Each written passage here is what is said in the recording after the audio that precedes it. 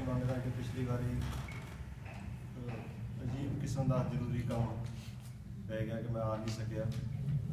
ਉਹਦੇ वास्ते मैं प्रधान जी तो सारी सभा तो माफ़ी मंगदा क्योंकि मैं बहुत लंबा समय जापान च रहा, हमेशा ही टाइम सिर आने का प्रचार करता रहा, इस करके मैंने ज़्यादा महसूस होया इस तरह का ना आना। इस करके मैं एक बार फिर तो माफ़ी मंगना। गुरु नानक साहब बारे बोलने तो पहला थोड़ा मैं थोड़ी जानकारी दे रहा, क्योंकि मैं भी बहुत पुराना इस सभा का मैंबर है। इतने मेरी लंबे समय गैर हाजिरी है, इस करके पर मैं शायद लगातार जुड़े रहा।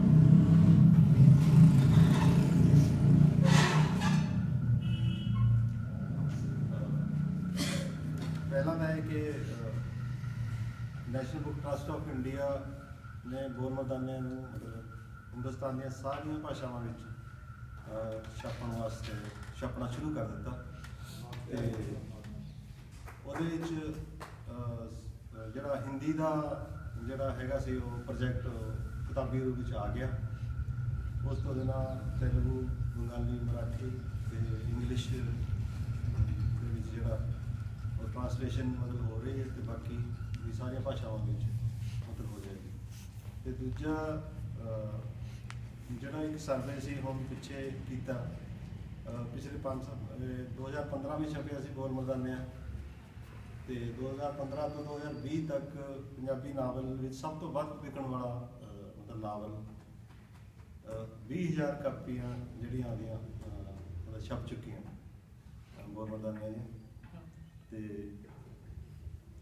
ਉਸ ਤੋਂ ਬਿਨਾਂ ਬੋਲਮਰਦਾਨਿਆ ਇੱਕ ਇੱਦਾਂ ਦਾ ਨਾਵਲ ਹੈਗਾ ਜਿਹਦੇ ਵਿੱਚ ਜਿਹਦੇ ਇਕੱਲੇ ਨਾਵਲ 'ਤੇ ਸਿਰਫ ਗੁਰਦਿਆਲ ਸਿੰਘ 'ਤੇ ਜਾਂ ਸ਼ਾਇਦ ਕਿਸੇ ਹੋਰ 'ਤੇ PhD ਹੋ ਗਈ। ਅਤੇ ਬੋਲਮਰਦਾਨਿਆ ਦੇ ਇਕੱਲੇ 'ਤੇ PhD ਦਾ ਪ੍ਰੋਜੈਕਟ ਸ਼ੁਰੂ ਹੋਇਆ। ਬਹੁਤ ਵਧੀਆ। ਅਤੇ ਹੁਣ ਤੱਕ ਮੇਰੇ 5 ਨਾਵਲ, ਪੌਣ ਦੇ ਬੀਜ, ਆਖਰੀ ਪਿੰਡ ਦੀ ਕਥਾ, ਖਾਜ ਅਤੇ ਬੋਲਮਰਦਾਨਿਆ ਅਤੇ ਆਖਰੀ ਬਾਬੇ, ਅਤੇ ਇਹਨਾਂ 5 ਨਾਵਲਾਂ ਦੇ ਲਗਭਗ 30 MPhil ਹੋ ਚੁੱਕੀਆਂ, ਅਤੇ ਇਸ ਵਕਤ 4 PhD ਮਤਲਬ ਚੱਲ ਰਹੀਆਂ, ਅਤੇ 6 PhD ਇੱਦਾਂ ਦੀਆਂ ਜਿਨ੍ਹਾਂ ਦੇ ਵਿੱਚ ਇਹ ਨਾਵਲ ਉਹਨਾਂ ਪ੍ਰੋਜੈਕਟਾਂ ਦਾ ਹਿੱਸਾ। ਅਤੇ ਇਹ ਸਾਰੀਆਂ ਗੱਲਾਂ ਮੈਂ ਇਸ ਕਰਕੇ ਦੱਸ ਰਿਹਾ ਕਿਉਂਕਿ ਮੈਂ ਇਸ ਸਭਾ ਦਾ ਮੈਂਬਰ ਹਾਂ। ਇੱਥੇ ਆ ਕੇ ਜਿਵੇਂ ਕੋਈ ਬੱਚਾ ਮਤਲਬ ਆਪਣੇ ਪਰਿਵਾਰ ਵਿੱਚ ਆ ਕੇ ਆਪਣੀਆਂ ਛੋਟੀਆਂ ਗੱਲਾਂ ਦੱਸਦਾ, ਬਹੁਤ ਮਾਣ ਮਹਿਸੂਸ ਕਰਦਾ। ਇੱਦਾਂ ਹੀ ਮਤਲਬ ਮੈਨੂੰ ਮੈਂ ਕਦੇ ਜ਼ਿਕਰ ਨਹੀਂ ਕਰਿਆ, ਪਹਿਲੀ ਵਾਰੀ ਆਪਣੀ ਸਭਾ ਵਿੱਚ ਜ਼ਿਕਰ ਕਰ ਰਿਹਾ ਕਿਉਂਕਿ ਮੈਂ ਵੀ ਇਸ ਸਭਾ ਦਾ ਮੈਂਬਰ ਹਾਂ। ਮੈਂ ਵੀ ਇਸ ਸਭਾ ਵਿੱਚ ਇੱਦਾਂ ਦੀ ਸ਼ੁਰੂਆਤ ਕੀਤੀ ਜਦੋਂ ਤੁਸੀਂ ਬਿਲਕੁਲ ਹੀ ਸਿੱਖਣ ਦੇ ਕਗਾਰ 'ਤੇ ਆਉਂਦੇ ਆ। ਅਤੇ ਉਹ ਸਾਰਾ ਪਿਛਲੇ 30 ਸਾਲ ਦਾ ਸਫ਼ਰ ਮੇਰਾ ਜਿਹੜਾ ਉਹ ਇੱਥੇ ਤੱਕ ਪਹੁੰਚ ਗਿਆ। ਅਤੇ ਉਸ ਤੋਂ ਵੀ ਅਲੱਗ ਗੱਲ ਇਹ ਹੈ ਕਿ ਜਿੱਦਾਂ ਦਾ 30 ਸਾਲ ਪਹਿਲਾਂ ਮੈਂ ਆਇਆ ਸੀ ਉੱਦਾਂ ਦਾ ਬਿਲਕੁਲ ਨਹੀਂ ਹਾਂ। ਬਹੁਤ ਕੁਝ ਸਿੱਖ ਕੇ, ਬਹੁਤ ਕੁਝ ਸਮਝ ਕੇ, ਬਹੁਤ ਸਾਰੀ ਪੂਰੀ ਦੁਨੀਆ 'ਚ ਘੁੰਮ ਕੇ ਦੁਬਾਰਾ ਇਹੀ ਸਮਝ ਕੇ ਆਇਆ ਕਿ ਸਹਿਜ ਹੋਣ ਨਾਲੋਂ ਵੱਡੀ ਕੋਈ ਨਾ ਪ੍ਰਾਪਤੀ ਹੋ ਸਕਦੀ ਅਤੇ ਨਾ ਹੀ ਖੁਸ਼ੀ ਦਾ ਕੋਈ ਸਾਧਨ ਹੈ ਇਸ ਤੋਂ ਵੱਡਾ। ਅਤੇ ਬੋਲਮਰਦਾਨਿਆ ਛਪਣ ਤੋਂ ਬਾਅਦ ਤਕਰੀਬਨ ਪੰਜਾਬ ਦੀ ਹਰ ਯੂਨੀਵਰਸਿਟੀ 'ਚ ਮੈਨੂੰ ਗੁਰੂ ਨਾਨਕ ਸਾਹਿਬ ਬਾਰੇ ਬੋਲਣ ਦਾ ਮੌਕਾ ਮਿਲਿਆ। ਦਿੱਲੀ ਯੂਨੀਵਰਸਿਟੀ 'ਚ ਬੋਲਿਆ, JNU 'ਚ ਬੋਲਿਆ, ਅਤੇ ਇੰਨਾ ਗੁਰੂ ਨਾਨਕ ਸਾਹਿਬ ਬਾਰੇ ਬੋਲਿਆ ਇੱਥੇ ਆ ਕੇ ਮੈਨੂੰ ਮੈਂ ਦੁਵਿਧਾ ਵਿੱਚ ਸੀ ਕੱਲ੍ਹ ਦਾ ਕਿ ਬੋਲਾਂ ਕੀ, ਕਿਉਂਕਿ ਮੇਰੇ ਕੋਲ ਲਗਭਗ 150 ਪੇਜ ਸੀ ਜਿਹੜਾ ਵੱਖ-ਵੱਖ ਜਗ੍ਹਾ ਮੈਂ ਬੋਲਿਆ, ਵੱਖ-ਵੱਖ ਯੂਨੀਵਰਸਿਟੀਆਂ 'ਚ ਬੋਲਿਆ, ਅਤੇ ਸਪੈਸ਼ਲ ਵੱਡੇ ਪ੍ਰੋਗਰਾਮ ਹੋਏ ਖਾਸ ਕਰਕੇ ਗੁਰੂ ਨਾਨਕ ਸਾਹਿਬ ਬਾਰੇ। ਅਤੇ ਜਦੋਂ 550 ਸਾਲਾ ਹੈਗਾ ਸੀ ਗੁਰੂ ਨਾਨਕ ਸਾਹਿਬ ਦਾ, ਉਹਦੇ ਵਿੱਚ ਜਿਹੜੇ ਦੁਨੀਆ ਭਰ ਦੇ 10 ਬੰਦੇ ਜਿਹੜੇ ਪੰਜਾਬੀ ਟ੍ਰਿਬਿਊਨ ਨੇ ਚੁਣੇ, ਜਿਹਦੇ 'ਚ 2 ਪਾਕਿਸਤਾਨ ਦੇ ਸੀ, ਬਾਕੀ 4 ਬਾਕੀ ਅਮਰੀਕਾ ਕੈਨੇਡਾ ਤੋਂ ਸੀ, ਬਾਕੀ 5 ਇੱਥੇ ਹਿੰਦੁਸਤਾਨ ਤੋਂ ਸੀ। ਉਹਨਾਂ 'ਚੋਂ ਇੱਕ ਮੈਂ ਵੀ ਸੀ। ਅਤੇ ਪੰਜਾਬੀ ਟ੍ਰਿਬਿਊਨ 'ਚ ਤੁਸੀਂ ਸ਼ਾਇਦ ਪੜ੍ਹਿਆ ਵੀ ਹੋਇਆ, ਗੁਰੂ ਨਾਨਕ ਸਾਹਿਬ ਬਾਰੇ ਇੱਕ ਵੱਡਾ ਆਰਟੀਕਲ ਫਰੰਟ ਪੇਜ 'ਤੇ ਆਇਆ ਸੀ, ਜਿਹੜੇ 10 ਬੰਦਿਆਂ ਦਾ ਉਹਨਾਂ ਨੇ ਮਤਲਬ ਚੋਣ ਕੀਤੀ ਸੀ। ਅਤੇ ਉਹ ਸਾਰੀਆਂ ਉਹ ਸਾਰੇ ਆਰਟੀਕਲਾਂ ਦੇ ਨੂੰ ਸੰਖੇਪ ਕਰਦਾ ਹੈ। ਮੈਂ ਥੋੜੀ ਸੰਖੇਪ ਹੀ ਮਤਲਬ ਤੁਹਾਡੇ ਨਾਲ ਗੱਲ ਕਰ ਸਕਾਂਗਾ, ਕਿਉਂਕਿ ਇੰਨਾ ਸਮਾਂ ਵੀ ਨਹੀਂ ਹੈ ਤੇ ਨਾ ਹੀ ਇਸ ਸਮਾਂ ਇੱਦਾਂ ਦੀ ਕੋਈ ਇਜਾਜ਼ਤ ਦਿੰਦਾ। ਤੇ ਉਂਝ ਵੀ ਮਤਲਬ ਮੈਂ ਵੀ ਬਹੁਤ ਅੱਛਾ ਬੁਲਾਰਾ ਵੀ ਨਹੀਂ ਹੈ ਕਿ ਬਹੁਤ ਸਾਰੀਆਂ ਚੀਜ਼ਾਂ ਮੈਂ ਮੂੰਹ ਜ਼ਬਾਨੀ ਮਤਲਬ ਬੋਲ ਸਕਾਂ। ਮੈਂ ਸਹਿਜ ਦਾ ਬੰਦਾ, ਬੋਲਣ ਦਾ ਬੰਦਾ ਨਹੀਂ ਹਾਂ। ਤੇ ਕੁਛ ਕੁ ਗੱਲਾਂ ਮਤਲਬ ਮੈਂ ਮੂੰਹ ਜ਼ਬਾਨੀ ਕਰ ਲੈਂਦਾ, ਕੁਛ ਤੁਹਾਨੂੰ ਪੜ੍ਹ ਕੇ ਸੁਣਾ ਦਿੰਦਾ। ਖਾਸ ਕਰਕੇ ਬਹੁਤ ਵਾਰ ਤਾਂ ਮੈਨੂੰ ਬਹੁਤ ਸਾਰੇ ਬੰਦੇ ਪੁੱਛਦੇ ਕਿ ਤੂੰ ਤਾਂ ਕਿਸਾਨੀ ਦਾ ਬੰਦਾ ਹੈ, ਤੂੰ ਗੁਰੂ ਨਾਨਕ ਸਾਹਿਬ ਵੱਲ ਕਿਵੇਂ ਚਲਾ ਗਿਆ। ਤੇ ਇਹਦਾ ਬਹੁਤ ਹੀ ਸੰਖੇਪ ਤੇ ਸਾਦਾ ਉੱਤਰ ਮੇਰਾ ਇਹ ਹੁੰਦਾ ਸੀ ਕਿ ਜਦੋਂ ਤੁਸੀਂ ਜੀਵਨ ਵਿੱਚ ਖਾਸ ਕਰਕੇ ਕਿਸਾਨੀ ਬਹੁਤ ਹੀ ਸਖਤ ਕਿਸਮ ਦਾ ਅਨੁਭਵ ਹੈ ਤੁਹਾਡਾ, ਬਹੁਤ ਹੀ ਤਿੱਖਾ ਅਨੁਭਵ ਹੁੰਦਾ ਤੁਹਾਡਾ। ਤੁਸੀਂ ਮਤਲਬ ਕਿਸਾਨੀ ਵਿੱਚ ਜਦੋਂ ਤੁਸੀਂ ਜਿਉਂਦੇ ਹੈ ਤਾਂ ਜਿੱਥੇ ਤੁਸੀਂ ਮਤਲਬ ਸਾਹਿਤ ਦੇ ਜ਼ਰੀਏ ਉਹਨੂੰ ਸਮਝਣ ਦੀ ਕੋਸ਼ਿਸ਼ ਕਰਦੇ, ਉੱਥੇ ਜਵਾਬ ਵਿੱਚ ਮਤਲਬ ਤੁਹਾਡਾ ਸਾਰੇ ਅਨੁਭਵ ਹਿੰਸਕ ਹੁੰਦਾ। ਚਾਹੇ ਤੁਸੀਂ ਡੰਗਰਾਂ ਦੇ ਨਾਲ ਤੁਹਾਡਾ ਵਾਹ ਹੋਵੇ, ਚਾਹੇ ਤੁਹਾਡਾ ਪਿੰਡ ਦੇ ਨਾਲ ਵਾਹ ਹੋਵੇ, ਚਾਹੇ ਤੁਹਾਡਾ ਪਰਿਵਾਰ ਦੇ ਨਾਲ ਵਾਹ ਹੋਵੇ, ਤੇ ਉਹਦੇ ਵਿੱਚ ਜਿਉਂ-ਜਿਉਂ ਤੁਸੀਂ ਸਿੱਖਦੇ ਜਾਂਦੇ, ਸਮਝਦੇ ਜਾਂਦੇ, ਤੁਸੀਂ ਤੇ ਕਿਸਾਨੀ ਦੇ ਵਿੱਚ ਇੱਕ ਗੈਪ ਅਨੁਭਵ ਦਾ ਇੱਕ ਗੈਪ ਪੈਦਾ ਹੁੰਦਾ ਜਾਂਦਾ। ਤੁਸੀਂ ਇੱਕ ਅਲੱਗ ਕਿਸਮ ਦੇ ਬੰਦੇ ਬਣਦੇ ਜਾਂਦੇ ਹੋ। ਤੇ ਉਹ ਜਿਹੜਾ ਅਲੱਗ ਕਿਸਮ ਦਾ ਬੰਦਾ, ਜਿਵੇਂ ਮੈਂ ਮਤਲਬ ਇਕੱਲਾ ਰਿਹਾ ਮਤਲਬ ਪਿੰਡ 'ਚ, ਉਹ ਅਲੱਗ ਕਿਸਮ ਦਾ ਬੰਦਾ ਮਤਲਬ ਸੰਵਾਦ ਕਰਨਾ ਚਾਹੁੰਦਾ ਹੁੰਦਾ ਹਮੇਸ਼ਾ ਆਪ ਤੋਂ ਵੱਡੇ ਬੰਦੇ ਨਾਲ। ਤੇ ਉਹ ਮੌਕਾ ਕਿਸਾਨੀ ਕਦੇ ਨਹੀਂ ਦਿੰਦੀ, ਕਿਉਂਕਿ ਕਿਸਾਨੀ ਦਾ ਜਿਹੜਾ ਕਰੈਕਟਰ ਹੈ ਉਹ ਕੋਈ ਗਿਆਨ ਦਾ ਕਰੈਕਟਰ ਤਾਂ ਨਹੀਂ ਹੈ, ਅਨੁਭਵ ਦਾ ਕਰੈਕਟਰ ਹੋ ਸਕਦਾ। ਤੇ ਉਹ ਜਿਹੜਾ ਮੇਰਾ ਸਿੱਖਿਆ ਹੋਇਆ ਬੰਦਾ ਸੀ, ਉਹ ਸਮਝ ਲਓ ਕਿ ਗੁਰੂ ਨਾਨਕ ਕੋਲ ਪਹੁੰਚ ਗਿਆ ਆਪਣਾ ਸੰਵਾਦ ਕਰਨ ਵਾਸਤੇ। ਤੇ ਉਹ ਸੰਵਾਦ ਬੋਰਮਰਦਾਨਿਆਂ ਦਾ ਜਿਹੜਾ ਸੰਵਾਦ ਸੀ, ਉਹ ਮੈਂ ਲਗਭਗ 10 ਸਾਲ ਉਸ ਨਾਵਲ ਤੇ ਕੰਮ ਕਰਿਆ। ਤੇ ਉਹ 10 ਸਾਲ ਦੇ ਵਿੱਚ ਬਹੁਤ ਸਾਰੀਆਂ ਜਿਹੜਾ ਗੁਰੂ ਨਾਨਕ ਸਾਹਿਬ ਬਾਰੇ ਲਿਟਰੇਚਰ ਸੀ, ਤੇ ਉਹਦੇ ਵਿੱਚ ਆਖਿਰ ਵਿੱਚ ਮੈਂ ਗੁਰੂ ਨਾਨਕ ਸਾਹਿਬ ਦੀ ਗੁਰਬਾਣੀ ਨੂੰ ਸਮਝਣ ਦੀ ਕੋਸ਼ਿਸ਼ ਕਰੀ। ਤੇ ਉਹ ਸਾਰੀ ਗੁਰਬਾਣੀ ਦੇ ਜ਼ਰੀਏ ਹੀ ਮਤਲਬ ਮੈਂ ਬੋਰਮਰਦਾਨਿਆਂ ਦੇ ਵਿੱਚ ਆਪਣੀ ਗੱਲ ਕਹਿਣ ਦੀ ਕੋਸ਼ਿਸ਼ ਕੀਤੀ। ਕਿਉਂਕਿ ਇਤਿਹਾਸਕ ਨਾਵਲ ਦੀ ਸਭ ਤੋਂ ਵੱਡੀ ਸਮੱਸਿਆ ਇਹ ਹੁੰਦੀ ਹੈ ਕਿ ਉਹ ਤੁਹਾਡਾ ਸਿੱਧਾ ਅਨੁਭਵ ਨਹੀਂ ਹੁੰਦਾ। ਤੁਸੀਂ ਜਾਂ ਕੁਝ ਸੁਣਿਆ ਹੁੰਦਾ ਜਾਂ ਤੁਸੀਂ ਕੁਝ ਪੜ੍ਹਿਆ ਹੁੰਦਾ, ਪਰ ਜਦ ਤੁਸੀਂ ਸਭ ਤੋਂ ਔਖਾ ਕਿਸੇ ਵੀ ਕਰੈਕਟਰ ਨੂੰ ਸਭ ਤੋਂ ਔਖਾ ਹੈ ਲਿਟਰੇਚਰ ਮਤਲਬ ਸਾਹਿਤ ਵਿੱਚ ਲਿਆਉਣ ਦਾ, ਤਾਂ ਉਹ ਹੈਗਾ ਅਧਿਆਤਮ ਦਾ ਕਰੈਕਟਰ ਨੂੰ ਲਿਆਉਣ ਦਾ। ਕਿਉਂਕਿ ਅਧਿਆਤਮ ਦਾ ਜਿਹੜਾ ਕਰੈਕਟਰ ਹੈ, ਉਹਦੇ ਵਿੱਚ ਸਭ ਤੋਂ ਵੱਡੀ ਸਮੱਸਿਆ ਇਹ ਹੁੰਦੀ ਹੈ ਕਿ ਲਿਟਰੇਚਰ ਦਾ ਬੰਦਾ ਹਮੇਸ਼ਾ ਸਮਝਣ ਦੀ ਕੋਸ਼ਿਸ਼ ਕਰਦਾ, ਜਾਣਨ ਦੀ ਕੋਸ਼ਿਸ਼ ਨਹੀਂ ਕਰਦਾ। ਅਧਿਆਤਮ ਸਮਝਣ ਤੋਂ ਬਾਅਦ ਜਾਣਨ ਦੀ ਕੋਸ਼ਿਸ਼, ਜਾਣਨ ਦਾ ਇੱਕ ਕਿਸਮ ਦਾ ਸਿੱਟਾ।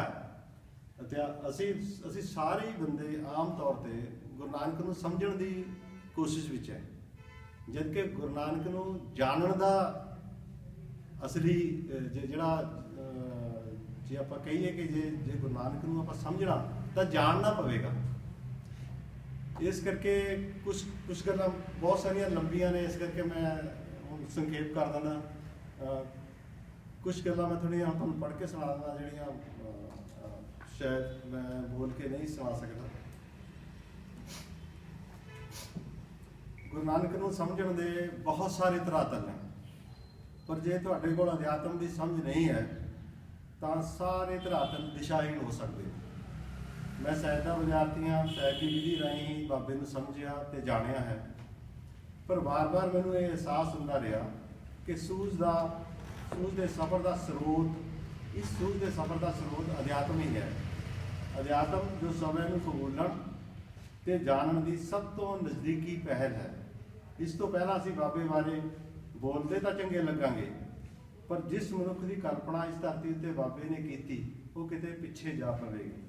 ਇਸ ਸੂਝ ਤੋਂ ਬਿਨਾਂ ਕਦੇ ਬਾਬਾ ਸਮਾਜ ਸੁਧਾਰਕ ਦਿਸੇਗਾ, ਕਦੇ ਔਰਤ ਦੇ ਹੱਕ 'ਚ ਬੋਲਦਾ ਸੁਣੇਗਾ, ਕਦੇ ਦਬੇ ਕੁਚਲੇ ਲੋਕਾਂ ਦੇ ਹੱਕ ਦੀ ਆਵਾਜ਼ ਬੁਲੰਦ ਕਰਦਾ ਸੁਣੇਗਾ। ਪਰ ਇਸ ਤੋਂ ਪਹਿਲਾਂ ਬਾਬੇ ਦੀ ਪੂਰੀ ਚੇਤਨਾ ਆਪਣੇ ਆਪ ਨੂੰ ਬਦਲਣ ਦੀ, ਆਪਣੀ ਨਜ਼ਰਸਾਨੀ ਵਿੱਚ ਰਹਿਣ ਦੀ ਤੇ ਆਪਣੀ ਹਜ਼ੂਰੀ 'ਚ ਬੈਠਣ ਦੀ ਹੈ। ਬਾਬੇ ਦਾ ਫਲਸਫਾ ਆਪਣੇ ਆਪ ਨੂੰ ਬਦਲਣ ਦਾ ਹੈ, ਫਿਰ ਸਮਾਜ ਵੱਲ ਨਜ਼ਰ ਉਠਾ ਕੇ ਵੇਖਣ ਦਾ ਹੈ। ਬਾਬਾ ਜਾਗ ਕੇ ਵੇਖਣ ਦਾ ਹਮੈਤੀ ਹੈ। ਜੇ ਅਜਿਹਾ ਨਹੀਂ ਕਰੀਏ ਤਾਂ ਫਿਰ ਕੀ ਹੋਵੇਗਾ? ਅਸੀਂ ਇਤਿਹਾਸ ਨੂੰ ਤੱਥਾਂ ਦੀ ਜਿੱਦ ਨਾਲ ਵੇਖਣ ਲੱਗ ਪਾਵਾਂਗੇ। ਜਦ ਵੀ ਅਸੀਂ ਇਤਿਹਾਸ ਨੂੰ ਜਿੱਦ ਨਾਲ ਵੇਖਾਂਗੇ ਤਾਂ ਜੀਵਨ ਦੀਆਂ ਗਹਿਰੀਆਂ ਰਮਜ਼ਾਂ ਤੋਂ ਵਾਂਝੇ ਹੋ ਜਾਵਾਂਗੇ। ਬਾਬਾ ਜੀਵਨ ਨੂੰ ਦਾਰਸ਼ਨਿਕ ਕਾਂਬੇ ਛੇੜਦਾ ਹੈ, ਸਹਿਜਤਾ ਦੀ ਯਾਦ ਨੂੰ ਦੇ ਵਿੱਚ ਠਰਮੇ ਪੈਦਾ ਕਰਦਾ ਹੈ। ਬਾਬਾ ਤਰਕਾਂ ਨੂੰ ਭਾਰ ਰਹਿਤ ਕਰਦਾ ਹੈ। ਉਹ ਤਲਾਂ ਤੇ ਟਿਕੇ ਵਿਚਾਰਾਂ ਨੂੰ ਉਡਾਨ ਦਿੰਦਾ ਹੈ। ਅਸਲ ਵਿੱਚ ਬਾਬਾ ਦਾਰਸ਼ਨਿਕ ਲੋਕਾਂ ਦਾ ਹਕੀਮ ਹੈ। ਉਹ ਵਿਰੋਧ ਦੀ ਪਰਿਭਾਸ਼ਾ ਮੁਹੱਬਤ ਦੀ ਸਿਖਰ 'ਚੋਂ ਤਲਾਸ਼ਦਾ ਹੈ। ਦਾਰਸ਼ਨਿਕਤਾ ਨੂੰ ਇਸ ਤਰ੍ਹਾਂ ਦੀ ਚੁਣੌਤੀ ਇਸ ਤੋਂ ਪਹਿਲਾਂ ਪੰਜਾਬ ਵਿੱਚ ਕਿਸੇ ਰੂਹਾਨੀ ਚਿਹਰੇ ਨੇ ਇੰਨੀ ਸਪਸ਼ਟਤਾ ਨਾਲ ਨਹੀਂ ਦਿੱਤੀ। ਬਾਬੇ ਨਾਲ ਸੰਵਾਦ ਕਦੀ ਨਾ ਮੁੱਕਣ ਵਾਲਾ ਸੰਵਾਦ ਹੈ। ਪਰ ਕਮਾਲ ਦੀ ਗੱਲ ਇਹ ਹੈ ਕਿ ਇਹ ਸ਼ੁਰੂ ਸੰਵਾਦ ਨਾਲ ਹੁੰਦਾ ਹੈ, ਪਰ ਖਤਮ ਮੌਨ ਨਾਲ ਹੁੰਦਾ ਹੈ। ਇਸ ਤੋਂ ਵੀ ਕਮਾਲ ਦੀ ਗੱਲ ਇਹ ਹੈ ਕਿ ਮੌਨ ਸਦਾ ਰਹਿਣ ਵਾਲਾ ਸੰਵਾਦ ਹੈ। ਇਹ ਸੰਵਾਦ ਪਹਿਲਾਂ ਵਾਲੇ ਸੰਵਾਦ ਵਰਗਾ ਕਦੇ ਨਹੀਂ ਹੁੰਦਾ। ਇੱਥੋਂ ਹੀ ਗੁਰਬਾਣੀ ਦੀ ਸਭ ਤੋਂ ਗਹਿਰੀ ਸੂਝ ਦਾ ਸਫ਼ਰ ਸ਼ੁਰੂ ਹੁੰਦਾ ਹੈ। ਇੱਥੋਂ ਹੀ ਗੁਰੂ ਨਾਨਕ ਦੀ ਧੁਨ ਸੁਣਦੀ ਹੈ। ਪਰ ਇਸ ਤੋਂ ਪਹਿਲਾਂ ਅਸੀਂ ਕਈ ਹੋਰ ਲੰਬੇ ਸੂਝ ਦੇ ਸਫ਼ਰ ਪੂਰੇ ਕਰਨੇ ਹੁੰਦੇ ਨੇ, ਜੋ ਜ਼ਿਆਦਾ ਮਨ ਰਾਹੀਂ ਆਉਂਦੇ ਨੇ। ਗੁਰਬਾਣੀ ਸਾਰੀਆਂ ਸੂਝਾਂ ਦੀ ਮਾਂ ਹੈ। ਇਸੇ ਕਰਕੇ ਇਹਨੂੰ ਸਮਝਣ ਲਈ ਆਪਣੀਆਂ ਨਜ਼ਦੀਕੀਆਂ ਕੋਲ ਆਉਣਾ ਬਹੁਤ ਅਹਿਮ ਹੁੰਦਾ ਹੈ। ਗਿਆਨ ਦੇ ਰਾਹ ਰਾਹੀਂ ਆਪਣੇ ਆਪ ਨੂੰ ਸਮਝਣ ਦਾ ਰਾਹ ਬਹੁਤ ਲੰਬਾ ਹੈ। ਗਿਆਨ ਮਨ ਨੂੰ ਭਾਉਂਦਾ ਹੈ, ਇਸ ਲਈ ਸੂਖਮ ਖਾਹਿਸ਼ ਹੈ। ਕਿਉਂਕਿ ਮਨ ਨੂੰ ਛੁਪਣ ਲਈ ਗਿਆਨ ਕੋਲ ਬੜੀਆਂ ਓਟਾਂ ਨੇ। ਬੁੱਧੀਜੀਵੀ ਅਕਸਰ ਮਨ ਦੇ ਇਸ ਆਧਾਰ ਕੋਲ ਫਸਦਾ ਹੈ। ਇਸੇ ਕਰਕੇ ਅੱਜ ਦਾ ਬੁੱਧੀਜੀਵੀ ਗਿਆਨ ਦੀਆਂ ਜਿੰਨੀਆਂ ਮਰਜ਼ੀ ਚੰਗੀਆਂ ਗੱਲਾਂ ਕਰਦਾ ਹੋਵੇ, ਉਹਨੂੰ ਮਿਲ ਕੇ ਕਦੇ ਚੰਗਾ ਮਹਿਸੂਸ ਨਹੀਂ ਹੁੰਦਾ। ਬਹੁਤ ਸਾਰੇ ਪ੍ਰਸੰਗਾਂ ਵਿੱਚੋਂ 4 ਪ੍ਰਸੰਗਾਂ ਨਾਲ ਬਾਬਾ ਸਾਡੇ ਦਿਲਾਂ ਦੀ ਧੜਕਣ ਬਣਿਆ। ਪਹਿਲਾ ਗੁਰਬਾਣੀ ਰਾਹੀਂ, ਦੂਜਾ ਜਨਮ ਸਾਖੀਆਂ ਰਾਹੀਂ, ਤੀਜਾ ਲੋਕ ਮਨਾਂ ਅੰਦਰ ਚੱਲਦੇ ਸੰਵਾਦ ਰਾਹੀਂ। ਪਰ ਜੋ ਚੌਥਾ ਆਧਾਰ ਹੈ ਉਹਨੂੰ ਅਕਸਰ ਅਸੀਂ ਛੱਡ ਦਿੰਦੇ ਹਾਂ। ਉਹ ਹੈ ਗੁਰਬਾਣੀ ਨੂੰ ਸਮਝਣ ਤੋਂ ਬਾਅਦ ਸਵੈ ਪੜਚੋਲ ਵਿੱਚ ਪੈਣਾ, ਆਪਣੀ ਨਜ਼ਰਸਾਨੀ 'ਚ ਰਹਿਣਾ, ਆਪਣੀ ਹਜ਼ੂਰੀ 'ਚ ਖਿੜਨਾ। ਚੌਥਾ ਆਧਾਰ ਅਸੀਂ ਵਿਚਾਰ ਕਰਨਾ ਹੀ ਛੱਡ ਦਿੱਤਾ ਹੈ, ਜਦੋਂ ਕਿ ਪਹਿਲੇ ਤਿੰਨੇ ਆਧਾਰ ਚੌਥੇ ਲਈ ਹੀ ਸਨ। ਬਾਬਾ ਆਪਣੀ ਬਾਣੀ 'ਚ ਇਹਦਾ ਜ਼ਿਕਰ ਵਾਰ-ਵਾਰ ਕਰਦਾ ਹੈ। ਬਾਬੇ ਦੇ ਗਿਆਨ ਦਾ ਆਧਾਰ ਜੀਉ ਕੇ ਵਿਖਾਉਣ ਵਿੱਚ ਹੈ। ਬਾਬਾ ਜੀਵਨ ਦੇ ਫਲਸਫੇ ਦਾ ਧਾਰਨੀ ਹੈ। ਪੂਰੀ ਗੁਰਬਾਣੀ ਦੀ ਪੁਕਾਰ ਹੀ ਜੀਉ ਕੇ ਵਿਖਾਉਣ ਦੀ ਹੈ। ਇਸ ਨੂੰ ਜੀਉ ਕੇ ਵਿਖਾਉਣ ਦੀ ਬਜਾਏ ਅਸੀਂ ਬਾਬੇ ਨੂੰ ਸਿਰਫ ਇਤਿਹਾਸ ਦੇ ਪ੍ਰਤੀਕਾਂ ਵਿੱਚ ਯਾਦ ਕਰਨਾ ਸ਼ੁਰੂ ਕਰ ਦਿੱਤਾ ਹੈ। ਇਹ ਪ੍ਰਤੀਕ ਭਾਵੇਂ ਸ਼ਰਧਾ ਤੇ ਸਤਿਕਾਰ ਨਾਲ ਕਿਉਂ ਨਾ ਭਰੇ ਹੋਣ, ਇਹ ਖੁਦ ਜੀਉ ਕੇ ਵਿਖਾਉਣ ਦੇ ਸੰਕਲਪ ਨੂੰ ਆਲਸੀ ਬਣਾਉਂਦੇ ਨੇ। ਇੱਕ ਸਵੈ ਪੜਚੋਲ ਦਾ ਬੋਝ ਜੋ ਅਸੀਂ ਆਪਣੇ ਉੱਤੇ ਪਾਉਣਾ ਸੀ, ਉਹ ਅਸੀਂ ਇਤਿਹਾਸ ਉੱਤੇ ਪਾਉਣਾ ਸ਼ੁਰੂ ਕਰ ਦਿੰਦੇ ਹਾਂ। ਅਸੀਂ ਬਾਬੇ ਨੂੰ ਇਤਿਹਾਸ ਵਾਂਗ ਯਾਦ ਕਰਨਾ ਸ਼ੁਰੂ ਕਰ ਦਿੱਤਾ ਹੈ। ਇਹ ਖੁਸ਼ਕ ਮਿਲਣੀ। ਗੁਰਬਾਣੀ ਸਮਝਣਾ ਤੇ ਜਾਣਨ ਦੇ ਦੋ ਅਲੱਗ-ਅਲੱਗ ਪ੍ਰਸਥਿਤੀਆਂ ਨੇ। ਵੇਖਣ ਨੂੰ ਇੱਕ ਲੱਗਦੀ ਨੇ, ਪਰ ਹੈ ਨਹੀਂ। ਸਾਡਾ ਜ਼ਿਆਦਾ ਧਿਆਨ ਸਮਝਣ ਵਿੱਚ ਲੰਘ ਜਾਂਦਾ ਹੈ, ਜਦ ਕਿ ਜਾਣਨਾ ਸਮਝਣ ਦਾ ਅਗਲਾ ਤੇ ਸਿਖਰਲਾ ਸਫ਼ਰ ਹੈ। ਜਾਣਨਾ ਇੱਕਮਿਕ ਹੋ ਜਾਣਾ ਹੈ। ਜੋ ਜਾਣਿਆ ਉਹ ਜੀਵਿਆ। ਜਾਣਨਾ ਸਮਝਣ ਦਾ ਜਸ਼ਨ ਹੈ। ਇਹ ਹੋਣ ਤੇ ਹੋਣ ਵਿੱਚ ਦਾ ਜਸ਼ਨ ਹੈ। ਇਸੇ ਨੂੰ ਬਾਬਾ ਕਿਹਾ ਨਹੀਂ ਜਾ ਸਕਦਾ। ਬਾਬਾ ਇਸ ਸਿਖਰਲੇ ਪੜਾਅ ਦੇ ਆਧਾਰ ਦੱਸਦਾ ਤੇ ਸਮਝਾਉਂਦਾ ਜਾਂਦਾ ਹੈ, ਤੇ ਨਾਲ ਹੀ ਇੱਕਮਿਕ ਹੋਣ ਦਾ ਰਾਹ ਵੀ ਪੱਧਰਾ ਕਰਦਾ ਜਾਂਦਾ ਹੈ। ਇਸ ਕਰਕੇ ਬਾਬੇ ਨੇ ਆਪਣੀ ਗੱਲ ਕਹਿਣ ਦਾ ਜ਼ਰੀਆ ਇਹਨਾਂ ਕਾਵਿਕ ਤੇ ਸੰਗੀਤਮਈ ਕੀਤਾ। ਗੁਰਬਾਣੀ ਵੀ ਸੰਗੀਤ ਦਾ ਉਦੇਸ਼ ਸਾਨੂੰ ਲੈਬੱਧ ਕਰਨਾ ਤੇ ਸੂਖਮਤਾ ਦਾ ਅਹਿਸਾਸ ਕਰਾਉਣਾ ਹੈ। ਬਾਬੇ ਦਾ ਅਧਿਆਤਮ ਸਿਰਫ ਸਿਧਾਂਤ ਨਹੀਂ ਹੈ, ਇਹ ਦਵੰਦ ਨੂੰ ਵੱਖ ਕਰਕੇ ਆਪਣੇ ਮੂਲ ਸਰੋਤਾਂ ਤੱਕ ਪਹੁੰਚਣ ਦੀ ਪੌੜੀ ਹੈ। ਬਾਬੇ ਨੇ ਵਿਆਖਿਆ ਤੇ ਪ੍ਰਵਚਨ ਨੂੰ ਰੁੱਖਾ ਨਹੀਂ ਹੋਣ ਦਿੱਤਾ। ਬਾਬੇ ਨੇ ਬੀਤੇ ਦੀਆਂ ਆਪਣੀਆਂ ਦਾਰਸ਼ਨਿਕ ਯਾਦਾਂ ਨੂੰ ਕਾਮਮਈ ਲੋਕ ਰੰਗ ਵਿੱਚ ਰੰਗਿਆ। ਭਾਰਤੀ ਅਧਿਆਤਮ ਦੀ ਪਰੰਪਰਾ ਵਿੱਚ ਬਾਬਾ ਸ਼ਬਦ ਤੇ ਧੁਨ ਦੀ ਇੱਕ ਨਵੀਂ ਤਾਜ਼ਗੀ ਲੈ ਕੇ ਆਉਂਦਾ ਹੈ। ਬਾਬੇ ਨੇ ਪੰਜਾਬੀ ਮਨ ਦੇ ਰੂਹਾਨੀ ਛਿਣਾਂ ਨੂੰ ਪਹਿਲੀ ਵਾਰ ਸਮਾਧੀ ਤੋਂ ਬਾਹਰ ਸੰਵਾਦ ਵਿੱਚ ਲਿਆਂਦਾ। ਪਹਿਲੀ ਵਾਰ ਬਾਬੇ ਨੇ ਰੂਹਾਨੀਅਤ ਨੂੰ ਜਨ ਸਧਾਰਨ ਨਾਲ ਜੋੜਿਆ ਹੀ ਨਹੀਂ, ਸਗੋਂ ਇਹ ਭਰਮ ਵੀ ਦੂਰ ਕੀਤਾ ਕਿ ਇਹ ਸਿਰਫ ਵੱਡੇ ਗੁਣੀ ਗਿਆਨੀਆਂ ਦਾ ਹੀ ਕੰਮ ਹੈ। ਇਸ ਲਈ ਜਨ ਸਧਾਰਨ ਲਈ ਵੀ ਰਸਤਾ ਖੁੱਲ੍ਹਾ ਹੈ। ਸਗੋਂ ਇਸ ਤੋਂ ਅੱਗੇ ਬਾਬੇ ਨੇ ਆਮ ਲੋਕਾਂ ਸਾਹਮਣੇ ਗਿਆਨ ਦੀਆਂ ਉਹ ਸਾਰੀਆਂ ਪੋਲਾਂ ਖੋਲ੍ਹੀਆਂ ਜੋ ਗਿਆਨ ਕਿਰਤ ਤੋਂ ਸਖਣਾ ਸੀ। ਗੁਰੂ ਨਾਨਕ ਨੇ ਪਹਿਲੀ ਵਾਰ ਗਿਆਨ ਤੇ ਕਿਰਤ ਦਾ ਸੁਮੇਲ ਕੀਤਾ ਤੇ ਕਿਰਤੀ ਨੂੰ ਸੰਬੋਧਨ ਹੋ ਕੇ ਗਿਆਨ ਨੂੰ ਭੈ ਮੁਕਤ ਕੀਤਾ, ਜੋ ਹਜ਼ਾਰਾਂ ਸਾਲਾਂ ਤੋਂ ਉਹਨੂੰ ਭੈਮਈ ਬਣਾ ਕੇ ਸੁਣਾਇਆ ਜਾਂਦਾ ਸੀ। ਬਾਬੇ ਦੀ ਗਿਆਨ ਬਾਰੇ ਸਭ ਤੋਂ ਵਡਿਆਈ ਹੀ ਇਹ ਹੈ ਕਿ ਉਹ ਗਿਆਨ ਤੇ ਕੁਦਰਤ ਦੇ ਸਹਿਜਮਈ ਸੰਭਾਲ ਦਾ ਹਾਮੀ ਹੈ। ਬਾਬੇ ਨੇ ਗਿਆਨ ਤੇ ਕਿਰਤ ਵਿਚਲੇ ਕਰਮੀ ਚਿਹਰੇ ਨੂੰ ਉੱਪਰ ਚੁੱਕਿਆ, ਜਿਸ ਨੂੰ ਅਖੌਤੀ ਗਿਆਨ ਨੇ ਵਿਚਾਲਿਓਂ ਕੱਢ ਹੀ ਦਿੱਤਾ ਸੀ। ਤੇ ਪਹਿਲੀ ਵਾਰੀ ਪੰਜਾਬ ਦੀ ਧਰਤੀ ਉੱਤੇ ਕਿਰਤ ਲਈ ਨਿਰਭੈ ਸੰਵਾਦ ਦੀ ਸ਼ੁਰੂਆਤ ਕੀਤੀ। ਇਸ ਨਿਰਭੈਤਾ ਵਿੱਚ ਕਿਰਤ ਨੂੰ ਗਿਆਨ ਦੀ ਧੌਂਸ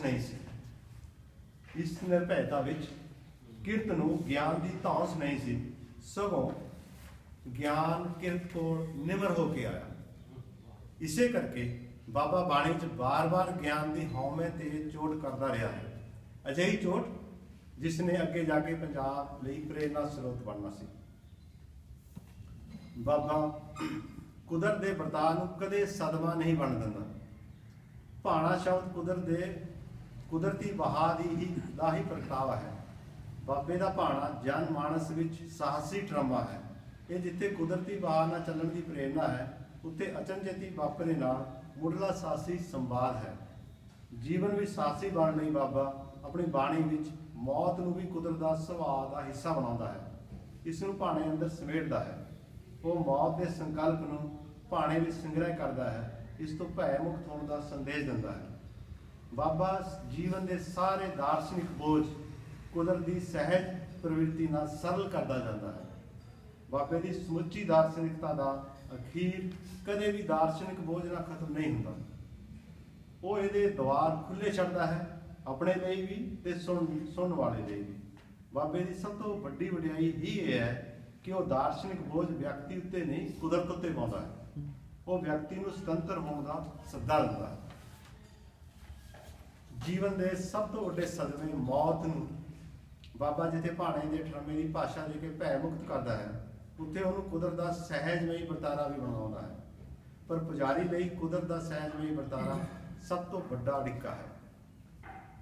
ਪੁਜਾਰੀ ਮੌਤ ਨੂੰ ਭੈਮਈ ਬਣਾਉਂਦਾ ਹੈ ਤੇ ਇਸ ਤੋਂ ਬਚਣ ਲਈ ਸਭ ਤੋਂ ਨੇੜੇ ਦਾ ਇੱਕ ਆਕਾਰ ਨਕਲੀ ਗੁਰੂ ਸਿਰਜਦਾ ਹੈ, ਜੋ ਅੰਦਰੋਂ ਕੁਦਰਤ ਦੀ ਸਹਿਜਮਈ ਪ੍ਰਵਿਰਤੀ ਤੋਂ ਉਲਟ ਚੱਲਦਾ ਹੈ।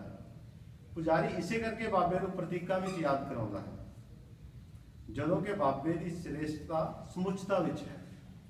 ਬਾਬਾ ਬਹੁਰੰਗੀ ਖੂਬਸੂਰਤੀ ਵਿੱਚ ਆਪਣੀ ਸਮੁੱਚਤਾ ਪ੍ਰਗਟ ਕਰਦਾ ਹੈ ਤੇ ਪੁਜਾਰੀ ਲਈ ਸਭ ਤੋਂ ਪਹਿਲਾਂ ਬਾਬੇ ਦੇ ਗਿਆਨ ਦੀ ਸਮੁੱਚਤਾ ਨੂੰ ਤੇ ਪੁਜਾਰੀ ਨੇ ਸਭ ਤੋਂ ਪਹਿਲਾਂ ਬਾਬੇ ਦੇ ਗਿਆਨ ਦੀ ਸਮੁੱਚਤਾ ਨੂੰ ਪ੍ਰਤੀਕਾਂ ਵਿੱਚ ਤੋੜਨਾ ਸ਼ੁਰੂ ਕੀਤਾ।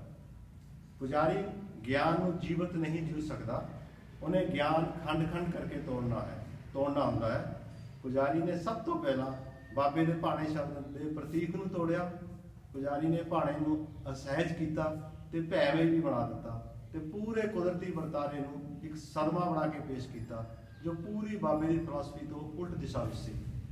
ਆਖਰ ਵੀ ਸਾਡੇ ਕੋਲ ਭਾਣਾ ਇੱਕ ਅੰਧ ਵਿਸ਼ਵਾਸ ਜਿਹਾ ਜੜ ਸ਼ਬਦ ਬਣ ਕੇ ਰਹਿ ਗਿਆ, ਜੋ ਪੁਜਾਰੀ ਲਈ ਸਭ ਤੋਂ ਸੁਰੱਖਿਅਤ ਜਗ੍ਹਾ ਸੀ।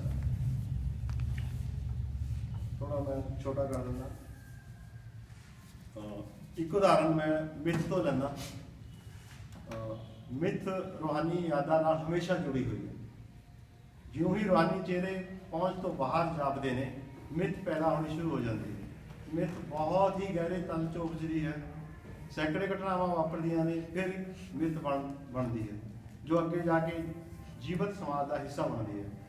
ਮਿੱਥ ਦਾ ਰਹੱਸ ਹੀ ਇਹ ਹੈ ਕਿ ਉਹ ਜਿਸ ਤਰ੍ਹਾਂ ਦੀ ਸੋਚ ਨਾਲ ਰੂਬਰੂ ਹੁੰਦੀ ਹੈ ਉਸ ਤਰ੍ਹਾਂ ਦੀ ਕਲਪਨਾ ਦਾ ਆਧਾਰ ਬਣਾ ਲੈਂਦੀ ਹੈ। ਉਦਾਹਰਨ ਲਈ ਬਾਬੇ ਦਾ ਤਲਵੰਡੀ ਤੋਂ ਸੁਲਤਾਨਪੁਰ ਦਾ ਇੱਕ ਇਤਿਹਾਸਕ ਸਫ਼ਰ ਇੱਕ ਇਤਿਹਾਸਕ ਸੱਚ ਹੈ। ਲੋਕ ਮਨਾਂ ਵਿੱਚ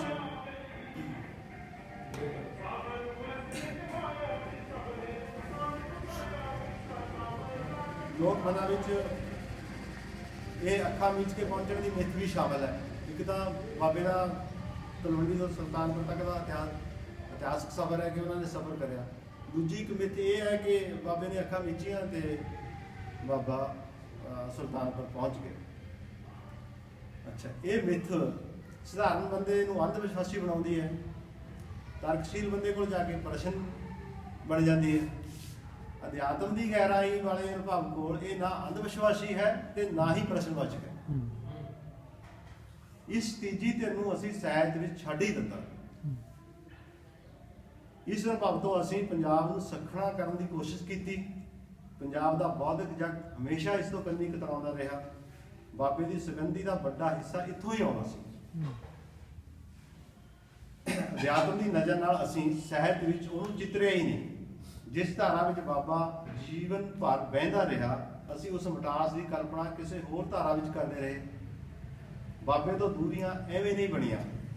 ਅਸੀਂ ਇਤਿਹਾਸ ਵਿੱਚ ਉਹਨੂੰ ਆਪਣੀ ਜਿੱਦ ਨਾਲ ਵੇਖਿਆ ਹੈ ਤੇ ਆਪਣੀਆਂ ਦਾਰਸ਼ਨਿਕ ਯਾਦਾਂ ਨੂੰ ਬਾਬੇ ਦੀ ਦਾਰਸ਼ਨਿਕ ਯਾਦਾਂ ਸਮਝਣ ਦੀ ਕੋਸ਼ਿਸ਼ ਕੀਤੀ ਹੈ। ਮੈਂ ਹੋਰ ਛੱਡ ਦਿੰਦਾ ਤੇ ਬਹੁਤ ਲੰਬੇ ਹੈਗੇ ਸੀ ਮੇਰੇ ਲੈਕਚਰ ਇਹ, ਇਸ ਕਰਕੇ ਇੱਥੇ ਸੰਖੇਪ ਕਰ ਦਿੰਦਾ।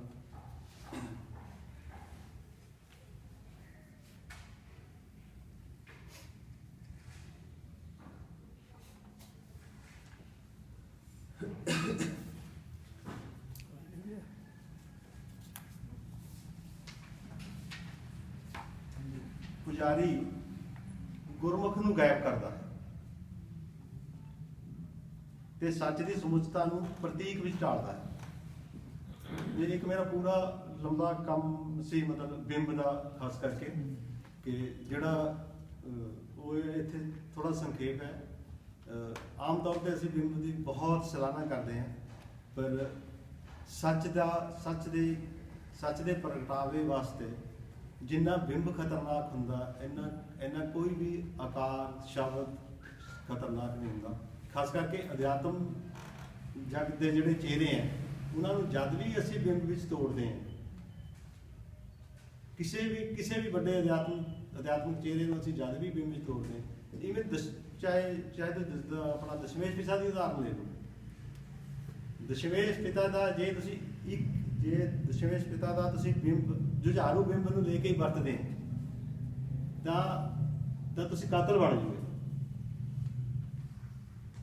ਜਦ ਕਿ ਦਸ਼ਮੇਸ਼ ਦੀ ਜਿਹੜੀ ਸਮੁੱਚਤਾ ਹੈ ਉਹ ਜੁਝਾਰੂਪਣ ਦਾ ਇੱਕ ਛੋਟਾ ਜਿਹਾ ਹਿੱਸਾ ਹੈ। ਉਸ ਤੋਂ ਬਿਨਾਂ ਉਹਨਾਂ ਦੀ ਕੋਮਲਤਾ, ਉਹਨਾਂ ਦੀ ਨਿਮਰਤਾ, ਉਹ ਜਿਹੜਾ ਸਾਰਾ ਪੱਖ ਹੈ, ਉਹ ਜਦ ਤੱਕ ਆਪਾਂ ਦਸ਼ਮੇਸ਼ ਨੂੰ ਉਹਦੀ ਸਮੁੱਚਤਾ ਵਿੱਚ ਨਹੀਂ ਦੇਖਦੇ, ਜਿੰਨੀ ਵੀ ਵਾਇਲੈਂਸ ਹੁੰਦੀ ਹੈ ਮਤਲਬ ਸੋਸਾਇਟੀ 'ਚ ਧਰਮ ਦੇ ਨਾਂ ਤੇ, ਉਹ ਸਾਰੀ ਬਿੰਬਾਂ ਦੇ ਸਹਾਰੇ ਹੁੰਦੀ ਹੈ। ਕਿਸੇ ਵੀ ਵੱਡੇ ਅਧਿਆਤਮ ਚਿਹਰੇ ਨੂੰ ਜੇ ਅਸੀਂ ਉਹਦੀ ਸਮੁੱਚਤਾ 'ਚ ਦੇਖੀਏ ਤਾਂ ਸਵਾਲ ਹੀ ਨਹੀਂ ਪੈਦਾ ਹੁੰਦਾ ਕਿ ਧਰਮ ਸਾਨੂੰ ਹਿੰਸਾ ਦੀ ਇਜਾਜ਼ਤ ਦੇ ਦੇਵੇ ਜਦ ਵੀ ਖਤਰਾ ਵਾਪਰਦਾ ਹੈ। ਇਸ ਕਰਕੇ ਮੈਂ ਉਹ 'ਤੇ ਲੰਬਾ ਮੇਰਾ ਇੱਕ ਪ੍ਰੋਜੈਕਟ ਵੀ ਸੀ, ਮੈਂ ਕੰਮ ਵੀ ਕੀਤਾ ਸੀ, ਉਹਦਾ ਲੰਬਾ ਆਰਟੀਕਲ ਫਿਲਹਾਲ ਵੀ ਛਪਿਆ ਸੀ। ਤੇ ਇਸ ਸਬਜੈਕਟ 'ਤੇ ਇੱਕ ਬੰਦਾ ਇਸ ਆਰਟੀਕਲ 'ਤੇ ਨੂੰ ਲੈ ਕੇ PhD ਵੀ ਮਤਲਬ ਦਿੱਲੀ ਯੂਨੀਵਰਸਿਟੀ ਦੇ ਇੱਕ ਬੱਚੇ ਨੇ ਸ਼ੁਰੂ ਕੀਤੀ ਕਿ ਅਸਲ ਵਿੱਚ ਸੱਚ ਨੂੰ ਸਭ ਤੋਂ ਵੱਡਾ ਖਤਰਾ ਹੀ ਬਿੰਬ ਦਾ ਹੁੰਦਾ, ਤੇ ਜਦ ਵੀ ਉਸ ਤੋਂ ਵੀ ਵੱਡਾ ਖਤਰਾ ਅਧਿਆਤਮ ਵਾਲੇ ਚਿਹਰੇ ਨੂੰ ਹੁੰਦਾ। ਜਦ ਵੀ ਅਸੀਂ ਖਾਸ ਕਰਕੇ ਆਪਾਂ ਈਵਨ ਲੰਗਰ ਦੀ ਸੇਵਾ ਵੀ ਹੈਗੀ, ਚਾਹੇ ਮਤਲਬ ਲੰਗਰ ਦੀ ਸੇਵਾ ਮਤਲਬ ਸਿੱਖੀ ਦੇ ਮਤਲਬ ਸੱਚ ਵਿੱਚ ਇੱਕ ਛੋਟਾ ਜਿਹਾ ਕਾਰਜ ਹੈ। ਤੇ ਜੇ ਤੁਸੀਂ ਲੰਗਰ ਦੀ ਸੇਵਾ ਨੂੰ ਮਤਲਬ ਹਉਮੈ ਦੀ ਕਿ ਮੈਂ ਬਹੁਤ ਵੱਡਾ ਸੇਵਾਦਾਰ ਹੈ, ਜੇ ਤੁਸੀਂ ਇਹ ਬਿੰਬ ਲੈ ਕੇ ਜਾਂਦੇ ਹੈ ਤਾਂ ਸਾਰੇ ਖਤਰੇ ਹੀ ਖਤਰੇ ਹੈ। ਇਸ ਕਰਕੇ ਮਤਲਬ ਮੇਰਾ ਹਮੇਸ਼ਾ ਹੀ ਮੇਰੀ ਇਹ ਖੋਜ ਦਾ ਵੀ ਰਿਹਾ ਤੇ ਵਿਸ਼ਾ ਰਿਹਾ ਤੇ ਮੈਂ ਬਹੁਤ ਮਰਦਾਨਿਆਂ ਵਿੱਚ ਵੀ ਇਸ ਗੱਲ ਤੇ ਮਤਲਬ ਕੰਮ ਕਰਿਆ ਕਿ ਵੱਡੇ ਲੋਕਾਂ ਦੀ ਜਿਹੜੀ ਸਮੁੱਚਤਾ ਹੈ ਉਹ ਜਿਹੜਾ ਸੱਚ ਹੈ, ਜਦ ਤੱਕ ਤੁਸੀਂ ਉਹਨਾਂ ਦੇ ਪੂਰੀ ਸਮੁੱਚਤਾ ਨੂੰ ਨਹੀਂ ਲੈਂਦੇ ਤਾਂ ਆਮ ਬੰਦੇ ਕੋਲ ਉਹ ਜਿਹੜੇ ਛੋਟੇ ਛੋਟੇ ਬਿੰਬ ਆਪਾਂ ਭੇਜਦੇ ਹਾਂ ਬਹੁਤ ਹੀ ਖਤਰਨਾਕ ਰੂਪ ਧਾਰ ਲੈਂਦੇ ਨੇ। ਕਿਉਂਕਿ ਮੈਂ ਥੋੜੀ ਸੇਵਾ ਕਰ ਸਕਦਾ ਫਾਰ ਐਗਜ਼ਾਮਪਲ, ਤਾਂ ਜਿੰਨੀ ਵੀ ਮੇਰੀ ਹਉਮੈ ਹੈ ਸਾਰੀ એનર્ਜੀ ਉਹਦੇ ਚਲੇ ਜਾਵਾਂ। ਮੈਨੂੰ ਇੱਕ ਸਹਾਰਾ ਮਿਲਣਾ ਉਹਦਾ, ਇਸ ਕਰਕੇ ਉਹ ਮੈਂ ਇੱਥੇ ਇਸ ਕਰਕੇ ਬਿੰਬ ਵਰਤਿਆ ਸੀ। ਤੇ ਮੈਂ ਆਪਣੀ ਇਹ ਗੱਲ ਖਤਮ ਕਰਨਾ ਖਾਸ ਕਰਕੇ ਬਾਬੇ ਦੇ ਬਾਰੇ। ਇਹ ਮਤਲਬ ਆਪਣੇ ਲੰਬੇ ਆਰਟੀਕਲਾਂ ਵਿੱਚ ਤੁਹਾਨੂੰ ਮੈਂ ਥੋੜ੍ਹਾ ਸੰਖੇਪ ਕਰਕੇ ਸੁਣਾਇਆ, ਤਾਂ ਜੋ ਜਦੋਂ ਮੈਂ ਬੋਰ ਮਰਦਾਨਿਆਂ 'ਤੇ ਕੰਮ ਕਰ ਰਿਹਾ ਸੀ ਇਹ ਸਾਰੀਆਂ ਗੱਲਾਂ ਨੂੰ ਨਾਲ ਲੈ ਕੇ ਮਤਲਬ ਮੈਂ ਬਾਬੇ ਨੂੰ ਸਮਝਣ ਦੀ ਕੋਸ਼ਿਸ਼ ਕਰੀ, ਗੁਰਬਾਣੀ ਨੂੰ ਸਮਝਣ ਦੀ ਕੋਸ਼ਿਸ਼ ਕਰੀ ਤੇ ਪੂਰੇ ਗੁਰੂਆਂ ਦੇ ਸੰਦੇਸ਼ ਨੂੰ ਸਮਝਣ ਦੀ ਕੋਸ਼ਿਸ਼ ਕਰੀ ਤੇ ਖਾਸ ਕਰਕੇ ਇਹ ਸਮਝਣ ਦੀ ਵੀ ਕੋਸ਼ਿਸ਼ ਕਰੀ ਕਿ ਬੋਰ ਮਰਦਾਨਿਆਂ ਲਿਖਦੇ ਵਕਤ ਮੈਨੂੰ ਇਹ ਵਾਰ-ਵਾਰ ਅਹਿਸਾਸ ਹੁੰਦਾ ਰਿਹਾ ਕਿ ਗੱਲ ਜਦੋਂ ਵੀ ਵੱਡੇ ਲੋਕ ਆਉਂਦੇ ਹੈ ਤਾਂ ਉਹਨਾਂ ਦਾ ਜਿਹੜਾ ਹੋਣਾ ਹੁੰਦਾ ਉਹ ਬਹੁਤ ਖੂਬਸੂਰਤ ਹੁੰਦਾ। ਗੁਰੂ ਨਾਨਕ ਸਾਹਿਬ ਇਕੱਲੇ ਸੀ, ਇੱਕ ਵਿਚਾਰਾ ਭਾਈ ਮਰਦਾਨਾ ਸੀ, ਇੱਕ ਗਰੀਬ ਜਿਹਾ ਬੰਦਾ ਨਾਲ, ਤੇ ਇਹ ਦੋ ਬੰਦੇ ਮਤਲਬ ਇਸ ਧਰਤੀ ਤੇ ਤੁਰਦੇ ਹੈ, ਕੋਈ ਵੱਡਾ ਵਸੀਲਾ ਨਹੀਂ, ਕੋਈ ਕੁਛ ਨਹੀਂ। ਆਖਿਰ ਕਿਉਂ ਐਡਾ ਬੜਾ ਅਸਰ ਹੋਇਆ? ਮਤਲਬ ਮੇਰੀ ਸਮਝ ਇਹ ਬਣੀ ਕਿ ਇੱਦਾਂ ਦੇ ਚਿਹਰੇ ਜਦ ਆਉਂਦੇ ਹੈ ਤਾਂ ਉਹਨਾਂ ਦਾ ਹੋਣਾ ਹੀ ਬਹੁਤ ਖੂਬਸੂਰਤ ਹੁੰਦਾ ਹੈ। ਜਿੱਥੇ ਵੀ ਉਹ ਦਿਸਦੇ ਹੈ ਤਾਂ ਐਸੇ ਫੁੱਲ ਖੜਾ ਜਾਂਦੇ ਹੈ ਕਿ ਇਹ ਬਾਬਾ ਇਸ ਤੋਂ ਲੰਘਿਆ, ਹਜ਼ਾਰਾਂ ਫੁੱਲ ਬਾਬੇ ਨੇ ਖੜਾ ਕੇ ਲੰਘ ਜਾਣਾ। ਉਹ ਸਾਰਾ ਉਹਨਾਂ ਦੇ ਹੋਣ ਦੀ ਖੂਬਸੂਰਤੀ ਹੁੰਦੀ ਹੈ। ਤੇ ਜਦ ਵੱਡੇ ਲੋਕ ਇਸ ਧਰਤੀ ਤੇ ਆਉਂਦੇ ਹੈ ਤਾਂ ਪਤਾ ਹੀ ਨਹੀਂ ਲੱਗਦਾ ਕਿ ਖੂਬਸੂਰਤ ਲੋਕ ਕਿੱਧਰੋਂ ਇਕੱਠੇ ਹੋ ਗਏ। ਉਸ ਤੋਂ ਪਹਿਲਾਂ ਕਾਲ ਪਿਆ ਹੁੰਦਾ ਜਿਵੇਂ ਮਤਲਬ ਬੁਰੇ ਲੋਕਾਂ ਦਾ। ਤੇ ਇਹ ਸਾਰੀ ਕਿਸੇ ਵੱਡੇ ਚਿਹਰੇ ਦੇ ਹੋਣ ਦੀ ਖੂਬਸੂਰਤੀ ਹੁੰਦੀ ਹੈ।